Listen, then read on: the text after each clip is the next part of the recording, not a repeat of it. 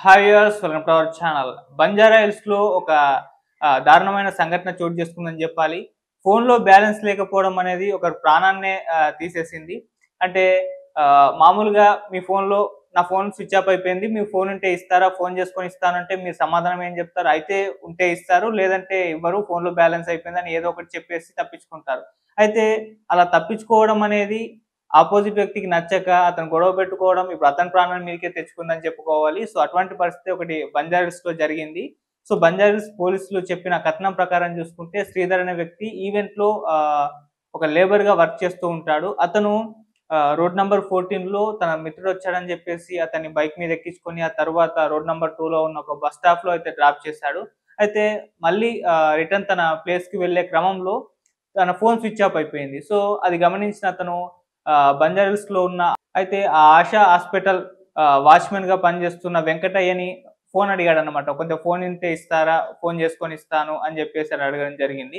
అప్పుడు వెంకటయ్య ఏం చెప్పాడంటే, నా ఫోన్‌లో బ్యాలెన్స్ లేదని చెప్పాడు. అప్పుడు శ్రీధర్ ఏ విధంగా భావించాడంటే, నాకు ఫోన్ ఇవ్వడం ఈయనకిష్టం లేదు. అందుకే ఈ విధంగా అబద్ధాలు చెప్తున్నాడని చెప్పేసి ఈయన భావించి కాస్త గొడవ పెట్టేసుకున్నాడు. మీరు కావాలనే ఇవ్వట్లేదు. మీ ఫోన్‌లో బ్యాలెన్స్ ఉంచుకొని మరి ఇవ్వట్లేదని చెప్పేసి ఆ రకంగా కాస్త దురుసుగా కాస్త గట్టిగా అతని మీద మాట్లాడడం జరిగింది. సో, ఆ విధంగా ఇద్దరి మధ్య మాట పెరిగిపోయింది. దీంతో శ్రీధర్ ఆ వాచ్‌మెన్ అయిన వెంకటయ్య పైన చెయ్యి కూడా చేసుకున్నాడు. దీంతో కోపానికి గురైన వెంకటయ్య వాళ్ళిద్దరు కొడుకుల్ని పిలిచాడు.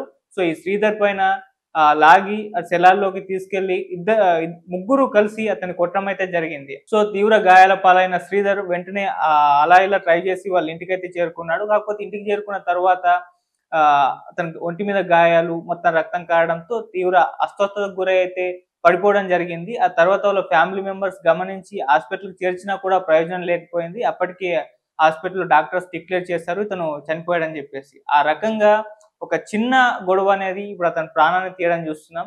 మామూలుగా ఫోన్ ఇవ్వకపోతే ఇంకొకరిని అడుగుంటే అయిపోయి ఉండేది. సో, అతనితో గొడవ పెట్టుకోవడం అనేది ఇప్పుడు అతని ప్రాణం మీదకే తీసుకొచ్చింది. అయితే ఇప్పుడు పోలీసులు ఆల్రెడీ అతను శ్రీధర్‌కి సంబంధించిన ఫ్యామిలీ వాళ్ళు పోలీస్ కంప్లెయింట్ ఇచ్చారు.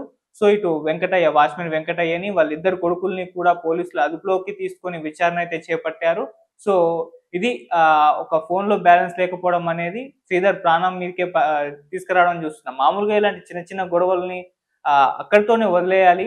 అసలు ఇది గొడవ పెట్టుకునే ఇష్యూనే కాదు.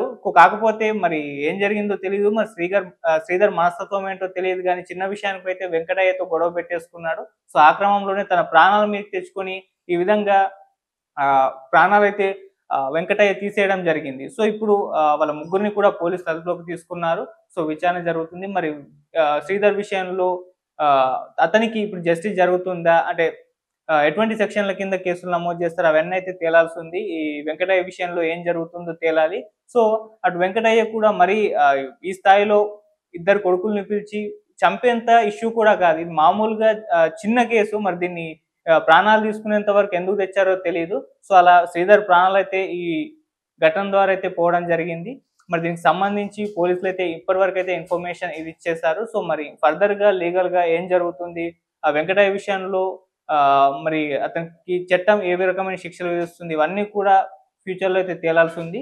సో, మామూలుగా చిన్న చిన్న గొడవలకు ఈ స్థాయిలో రిజల్ట్స్ వస్తుందని చెప్పేసి ఎవరు కూడా ఊహించరు. సో, అందుకు అదొక ఎగ్జాంపుల్‌గా చెప్పుకోవాలి. అలా ఫోన్‌లో బ్యాలెన్స్ లేకపోవడం అనేది శ్రీధర్ ప్రాణం తీయడం జరిగింది. సో, ఇంత చిన్న గొడవ అంటే గొడవ లేని జాగాలో గొడవ పెట్టుకొని ప్రాణాలను తెచ్చుకోవడం దీని నుంచి చాలా మంది నేర్చుకోవచ్చు. అనవసరంగా ఇటువంటి గొడవలకు పోకుండా ఉండడం అనేది. సో, అలా శ్రీధర్ ఎపిసోడ్ ఇదొక ఎగ్జాంపుల్‌గా మిగులుతుందని కూడా మాట్లాడుతున్నారు.